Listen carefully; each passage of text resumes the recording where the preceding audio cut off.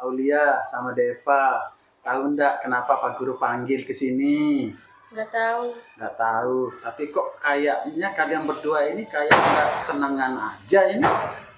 Kenapa? Berantem. Berantem. Oh, tapi dipanggil ke sini nggak tahu? Enggak. Iya, Pak Guru ada laporan kemarin bahwa kalian berdua ini saat latihan gerak jalan, kalian ada hal yang tidak menyenangkan di antara kalian berdua. Benar enggak? Benar. Benar. Siapa yang memulai? Deva. Yuk, kok ada yang bilang Aulia, ada yang bilang Deva. Nah, kalau gitu Pak Guru tanya satu-satu dah kalau gitu. Aulia dah yang jadi pemimpinnya. Kenapa Aulia? Deva itu jalannya itu nggak betul, Pak Guru. Makanya saya marahin. Oh, cara jalannya enggak baik. Iya. Cara jalan waktu gerak jalan kemarin. Iya. Benar kok, Pak? Menurut saya sih nggak, Pak Guru. Mungkin Aulianya aja yang saya lihat. Nah, itu kan. Nah, berarti ini kayaknya ada yang enggak beres sama kalian berdua ini. Aulia, terus Aulia apain sama temenmu? Dorong. Dorong. Yang didorong Aulia. siapa? Deva. Deva yang didorong sama Aulia. Enggak. Aku dorongnya Deva. Oh, Aulia yang dorong Deva, bukan Deva yang dorong Aulia. Enggak gitu ya? Tapi Aulia. Gara-garanya Gara-gara Deva itu nggak benar jalannya. enggak semangat apa enggak benar? Nggak semangat. Enggak semangat. Benar enggak itu kamu enggak semangat? Enggak sih menurut saya. Bukan, enggak mungkin. Bisa jadi mungkin Deva itu lagi lah capek atau belum sarapan. Udah sarapan enggak tadi pagi kemarin pagi itu waktu latihan? Sudah. Tapi cuma capek. Oh, capek. Berapa lama sih latihan kemarin itu? Sekitar 10 sampai berapa menit gitu. Ada sampai 1 jaman? Enggak ada. Ada setengah jaman? Ada? Ya wajar dong temanmu capek. Jangan masih dipaksa untuk latihan. Ya? Ya? Nah, terus Aulia, nah jangan marah. Ya? Jangan marah-marahin teman. Tanyain, mungkin dia capek. Begitu. Ya? Nah, kemudian berarti tahu enggak ada sebuah kesepakatan yang kita buat di kelas itu? Tahu. Yang di tembok besar itu kan, yang warna kuning itu kan, bahwa kita tidak boleh saling membuli, ya kan? Ya kan? Jadi yang Putri lakukan itu aksi pembulian apa bukan, Putri? Pembulian. Kok Putri? Pak Guru bilang Aulia ya. Yang Aulia lakukan sama Deva itu bully enggak itu? Bully ya. Nah, kan sementara kita di kelas kemarin di dalam kelas kita itu kan ada bahwa tidak boleh, salah satu dari kesepakatan di kelas kita tidak boleh melakukan pembulian. Nah, seperti itu. Nah, sekarang coba Bang lihat Pak Guru. Nah, ya, akui kesalahan ya. Kesalahan. Coba sekarang kalau kita mengakui kesalahan gimana kita? Maaf ya Pak Guru, saya nggak akan ulanginya lagi. Tapi jangan gini. Maaf Pak Guru, saya tidak akan mengulangi lagi. Maaf Pak Guru, saya nggak akan ulanginya lagi. Iya gitu. Terus setelah sama Pak Guru, maafnya sama siapa lagi? Teman. Tapi kok begitu? Nah, coba Mama berhadapan-hadapan. Coba yang Maaf keras. ya Deva, aku nggak akan ulanginya lagi. Iya, aku udah maafin Kak. Nah, terus kalau udah saling maafin? Iya, baik. Seperti itu ya. Coba duduk yang dekat. Nah gitu, senyum. Iya, itu sih. Salam Pak Guru. Salam lagi teman, sama-sama salam. Oke, ya. Siap. Itu ya. Jangan diulangi lagi ya. Baik. Oke.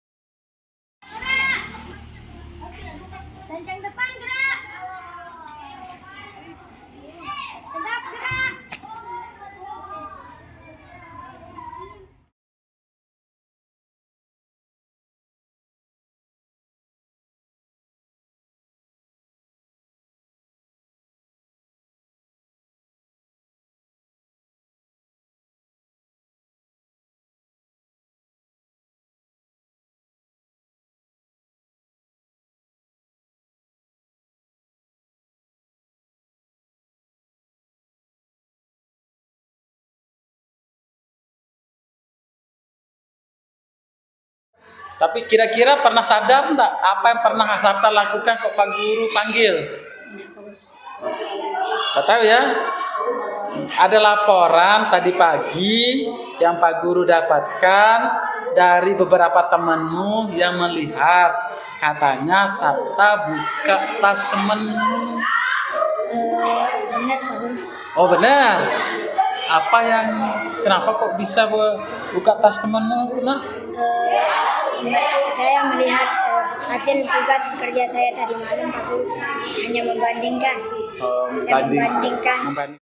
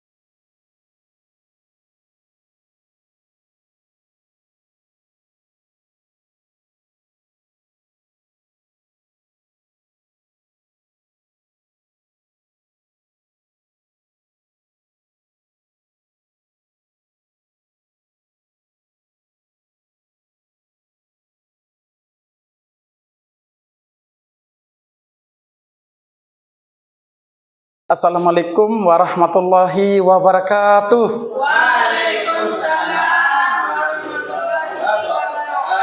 Ya, kali ini saya akan menyampaikan apa yang telah dilaksanakan di sekolah kita secara bersama-sama, baik yang dilaksanakan atau aksi yang dilakukan oleh program yang dilaksanakan oleh Ibu Kepala Sekolah kita, yang saya sambung ke materi saya. Kali ini kita akan menyampaikan tentang aksi nyata modul 1.4 budaya positif yang selama ini kita lakukan di sekolah kita, di mana yang menyampaikan adalah saya sendiri, Samsudin SPD, SDN 1 Kuripan Selatan, CGP Angkatan 11, Lombok Barat tahun 2024. Adapun tujuan dari aksi nyata 1.4 ini adalah budaya positif ini bertujuan menumbuhkan budaya positif di sekolah dengan meyakini nilai-nilai kebajikan universal serta menciptakan murid yang merdeka dan mempunyai disiplin kuat sesuai profil pelajar Pancasila. Mana yang next kan nggak ada. Kemudian, selama ini kita telah melaksanakan hal seperti itu. Salah satu perubahan paradigma atau teori kontrol ini, sebelum ada teori pun, kita di sekolah kita jauh sebelumnya sudah melaksanakan budaya positif.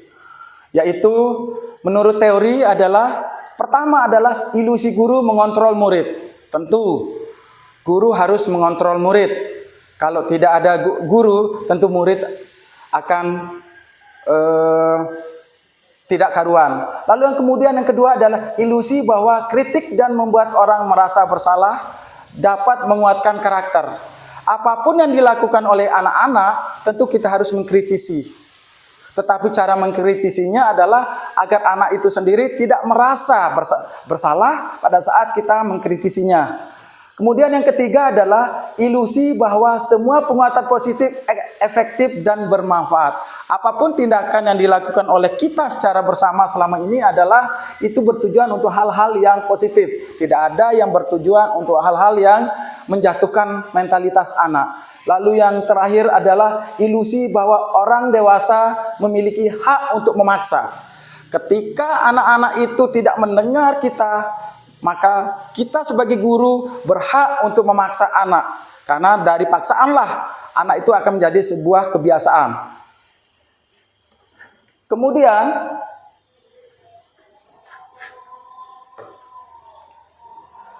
selanjutnya adalah kenapa harus budaya positif ini kita harus terapkan di sekolah kita. Yaitu dengan suasana positif sangat mendukung terlaksananya pembelajaran yang kondusif.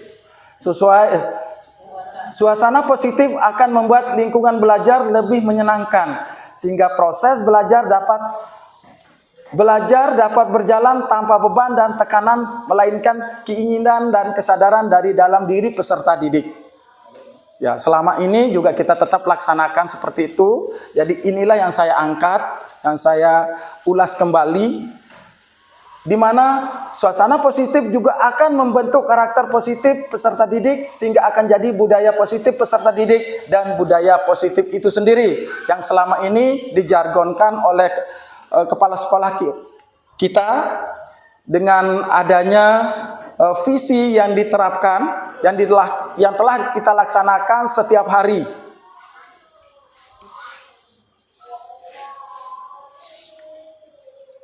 Kemudian di dalam profil pelajar Pancasila ini ada beberapa hal yang tertuang di sana. Salah satunya adalah perubahan paradigma belajar. Di sini dengan adanya profil Pancasila kita mulai memindset cara belajarnya adalah berbeda dengan tahun-tahun sebelumnya. Kemudian adalah adanya disiplin positif. Lahirlah kategori disiplin positif dalam profil pelajar Pancasila ini. Kemudian yang ketiga adalah kebutuhan dasar manusia. Apapun yang kita lakukan di sekolah ini, yang kita lakukan, yang disampaikan oleh Ibu Kepala Sekolah selama ini, itu adalah tidak terlepas dari kebutuhan dasar manusia. Kebutuhan untuk belajar, kebutuhan untuk yang lainnya. Lalu kemudian adalah adanya motivasi perilaku manusia. Dengan kita memberikan sebuah motivasi setiap hari, maka anak-anak insya Allah akan bisa berubah. Walaupun tidak ada jaminan 100% di sekolah anak itu berubah. Kalau tidak ada sinergisitas dengan lingkungan masyarakat atau lingkungan luar. Kemudian adalah adanya posisi kontrol. Sekolah hanya sebagai posisi kontrol ketika ada di sekolah. Tidak berhak untuk mengontrol ketika berada di luar. Selanjutnya adalah membuat sebuah keyakinan kelas. Sebuah keyakinan kelas di sini adalah sebuah kesepakatan yang dilaksanakan oleh anak-anak bersama guru. Dititik beratkan di sana. Kemudian kesepakatan kelas sekolah guru dengan kepala sekolah, tentu kesepakatan yang disampaikan oleh ibu kepala sekolah terhadap kita. Kemudian yang selanjutnya adalah ada segitiga restitusi. Di segitiga restitusi ini ada hal baru yang sedang dipertanyakan sampai hari ini oleh kami pada saat pelatihan. Di restitusi ini adalah anak yang memiliki masalah, tetapi bukan gurunya yang memberikan sebuah jawaban, melainkan anak itu sendiri yang mencari jawabannya sendiri, dan anak sendiri yang melakukan sebuah tindakan positif. Guru dan kepala sekolah hanya memberikan peluang, memberikan kesempatan untuk anak itu menyadari perbuatannya. Tetapi ketika anak-anak yang sudah diberikan kesempatan seperti itu tidak juga melaksanakan, itu keluar dari segitiga restitusi itu. Selanjutnya adalah pembelajaran yang berpihak kepada murid. Selama ini tidak ada pembelajaran yang berpihak kepada guru. Tentu kita laksanakan selama ini adalah atas dasar kebutuhan murid. Dan yang terakhir adalah pemimpin pembelajaran. Di mana di situ di dalam pemimpin pembelajaran anak-anak berusaha untuk mengelola kelas, mengelola pembelajaran agar mereka merasa tertarik, merasa menyenangi terhadap pembelajaran itu. Guru dan kepala sekolah hanya memfasilitasi anak-anak di dalam belajar.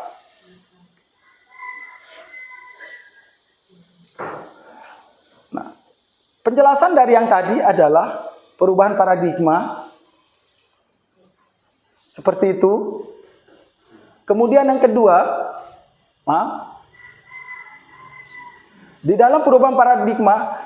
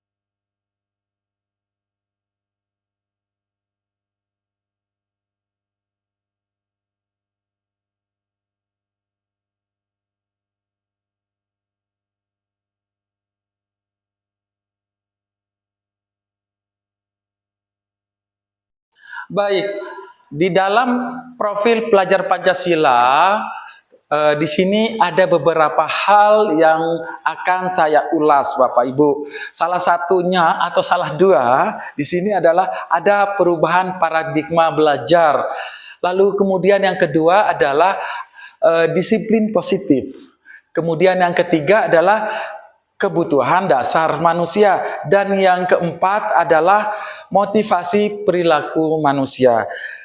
Kemudian yang selanjutnya adalah ada posisi kontrol. Ya, kemudian ada namanya keyakinan kelas. Selanjutnya kita kenal dengan segitiga restitusi. Nah, segitiga restitusi ini nanti saya akan jelaskan secara detail semuanya. Namun saya akan menyampaikan apa saja dalam profil Pancasila tersebut. Kemudian yang selanjutnya adalah pembelajaran yang berpihak kepada murid. Dan yang terakhir adalah pemimpin pembelajaran, Bapak Ibu. Nah, seperti itu.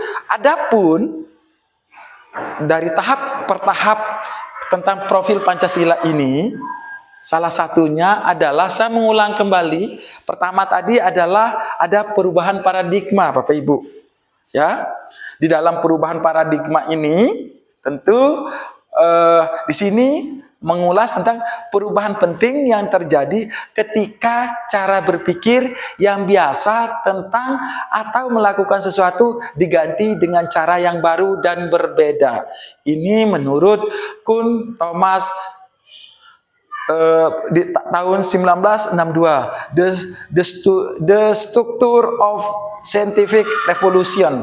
Seperti itu.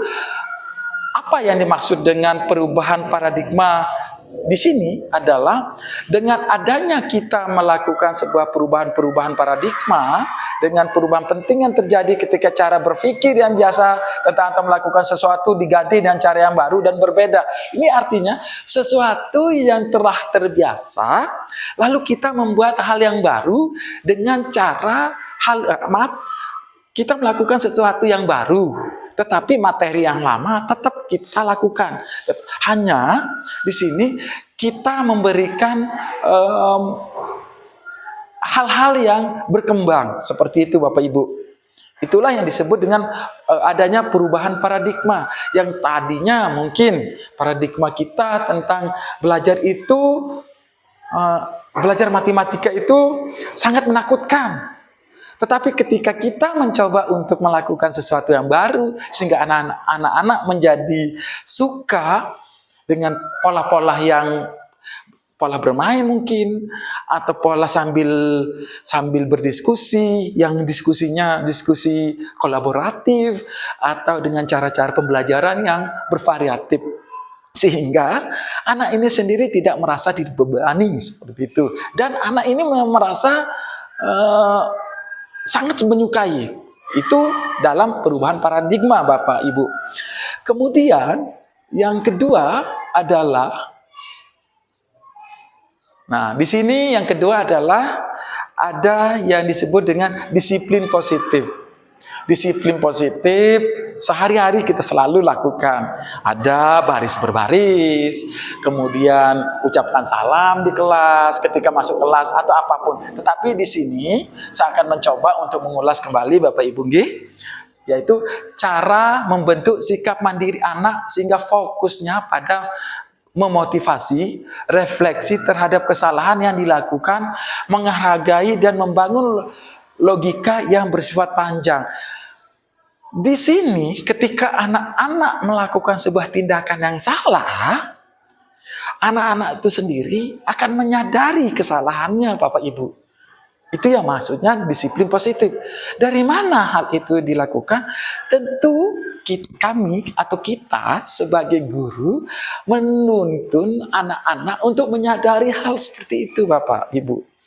Jadi kita berusaha untuk mencoba untuk membentuk sikap mereka dengan menyadari apa yang dia lakukan. Ketika dia melakukan hal yang positif, tentu hasilnya yang positif, Bapak Ibu.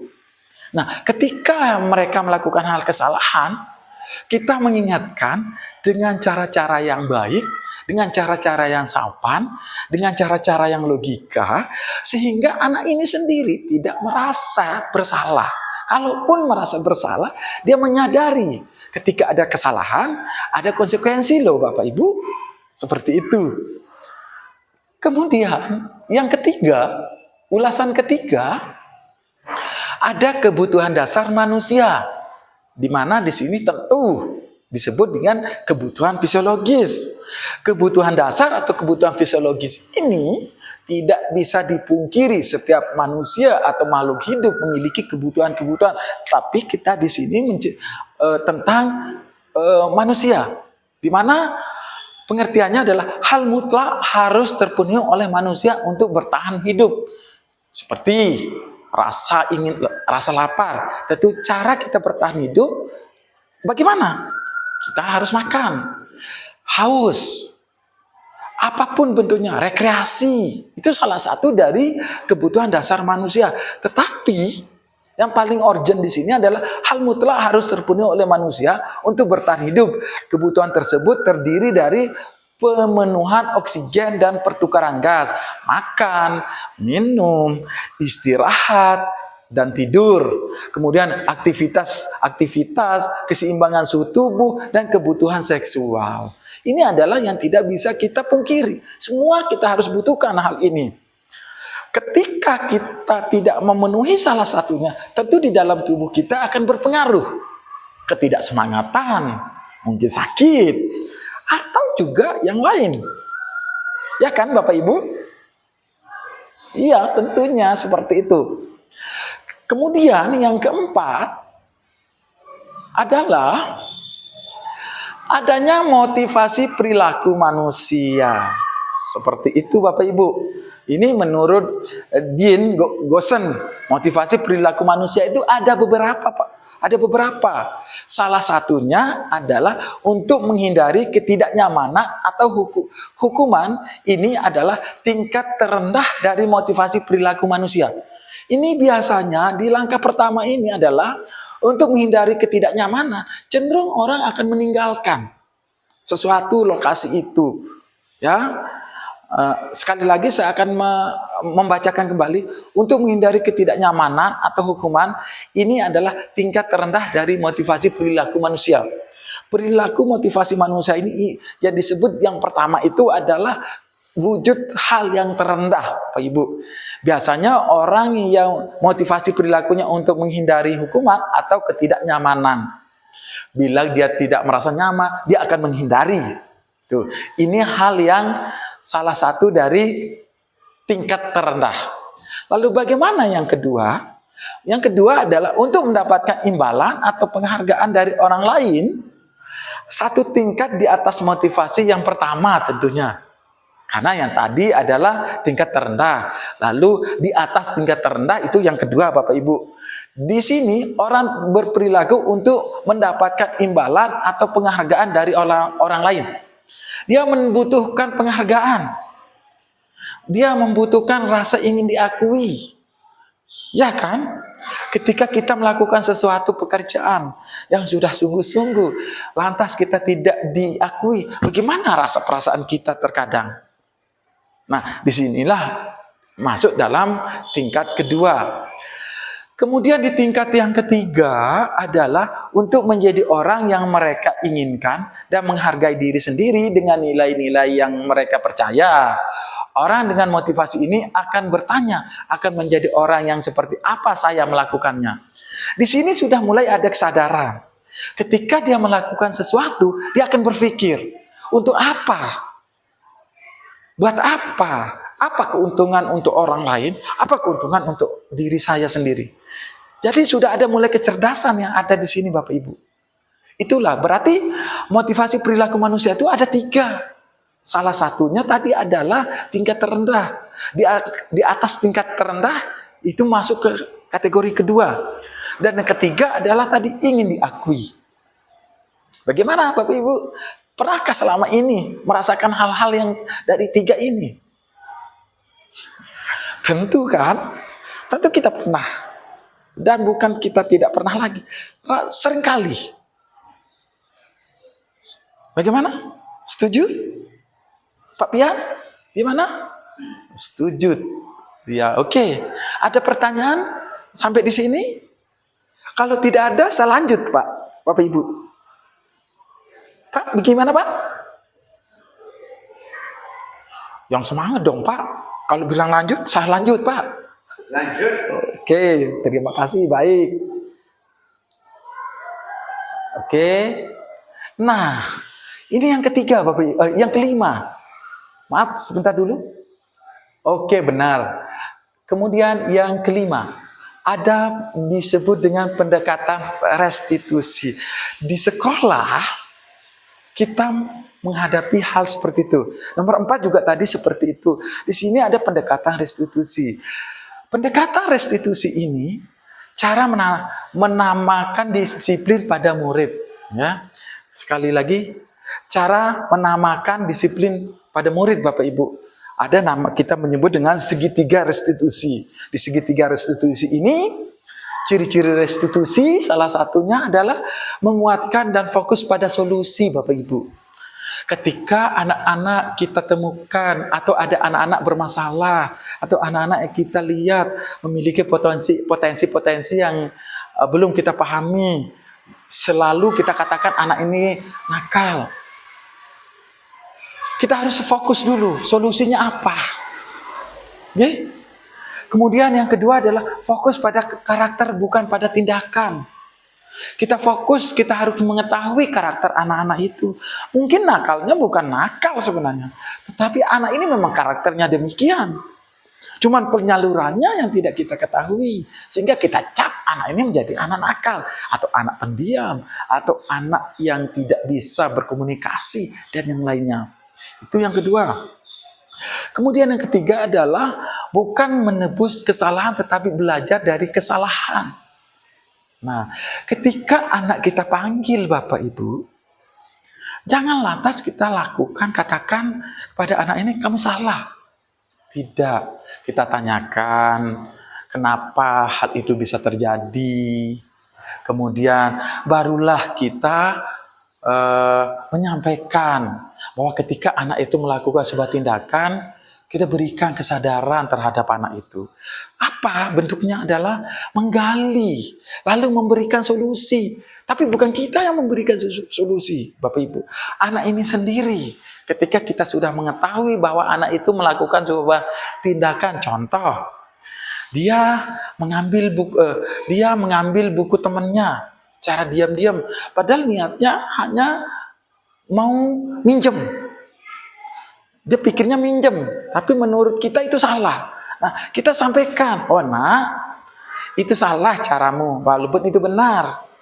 Niatmu memang benar, niatmu minjem. Tapi kan karena tidak ada orang, salahkan, pasti anak itu akan mengatakan, ya salah Pak, salah Bu. Nah, jadi anak ini yang mengakui ke dirinya bahwa itu salah. Tetapi sebagai guru, kita menggiring anak itu untuk mengungkap sebuah permasalahan yang dia lakukan.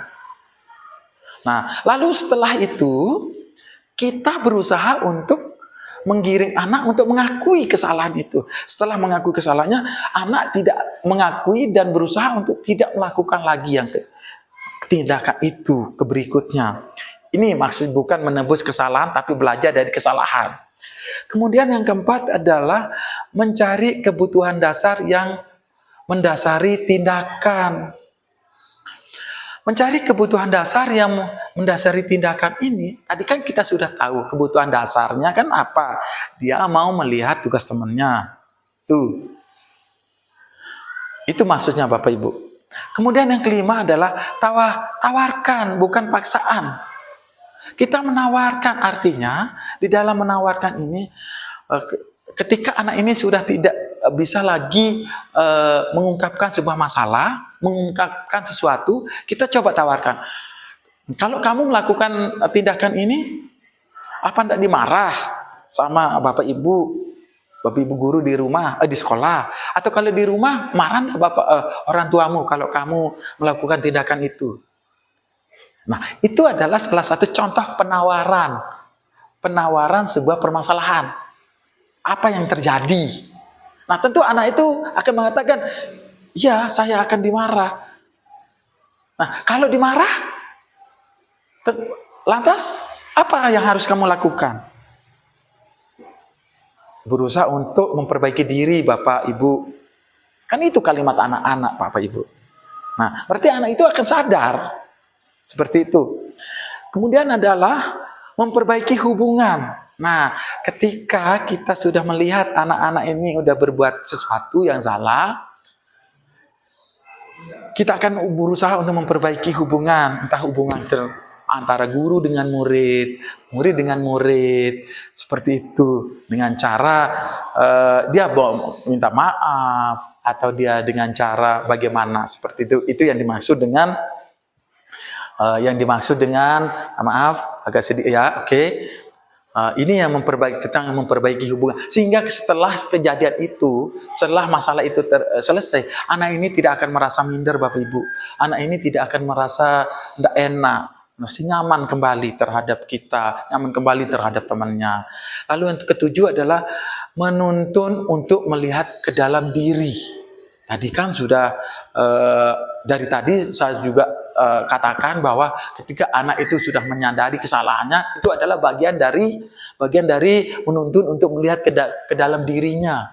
Oh iya, perbuatan dan tindakan yang saya lakukan tadi ternyata salah. Itu maksudnya, Bapak Ibu. Selanjutnya adalah ini, saya mengulang kembali tentang makna restitusi tadi. Apa itu restitusi, Bapak Ibu?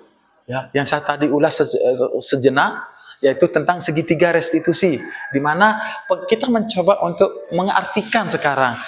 Restitusi adalah proses menciptakan kondisi bagi murid untuk memperbaiki kesalahan mereka sehingga mereka bisa kembali kepada kelompok mereka dengan karakter yang lebih kuat. Itu, Pak. Saya ulang lagi, Pak. Saya ulang. Atau bisa bantu saya, Pak? Bisa bantu saya untuk bacakan? Pak, coba bisa bantu saya bacakan?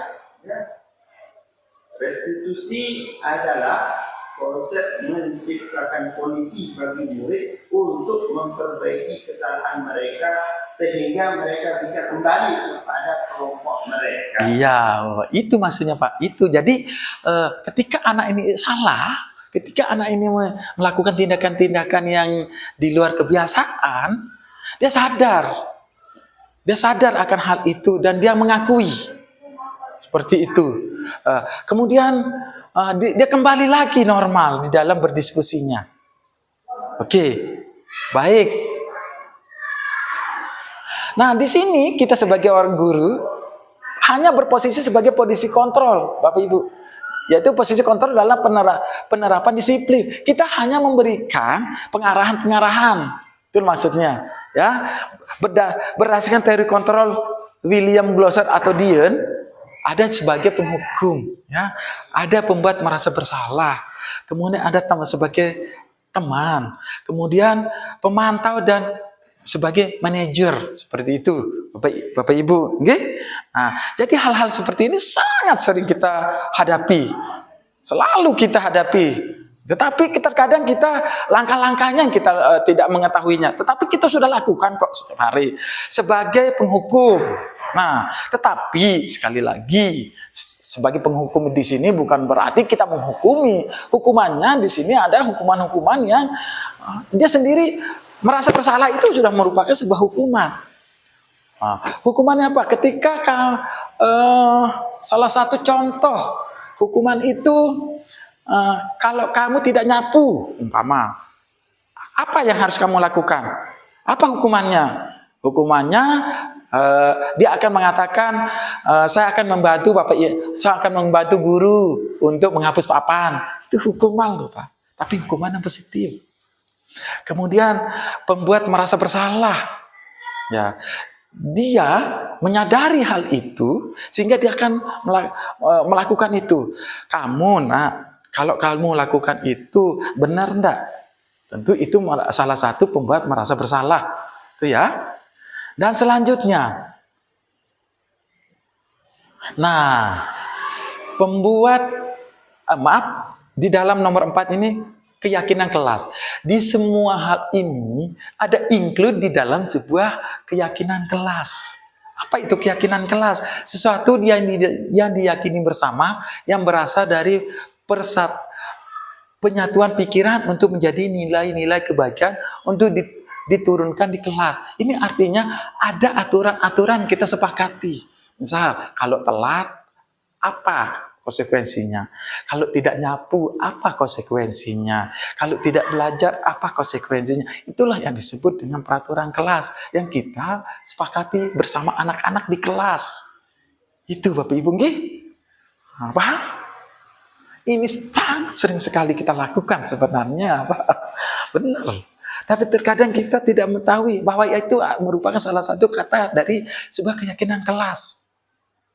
Kalau dulu keyakinan kelas ini disebut dengan peraturan, tapi makna peraturan itu sebenarnya hanya makna yang kewenangan dari kita saja. Tetapi kalau keyakinan kelas hasil dari kesepakatan kita antara murid dengan guru dengan murid, dan kita setujui secara bersama-sama, dan murid-murid tidak keberatan. Betul Pak, itu nggih? Ya baik, terima kasih. Itu saja yang saya bisa sampaikan. Ada pertanyaan-pertanyaan sebelum saya akhiri. Kalau tidak ada pertanyaan, baik, seperti itu. Ya, oke, terima kasih. Sedikit saya di sini biar berubah posisi.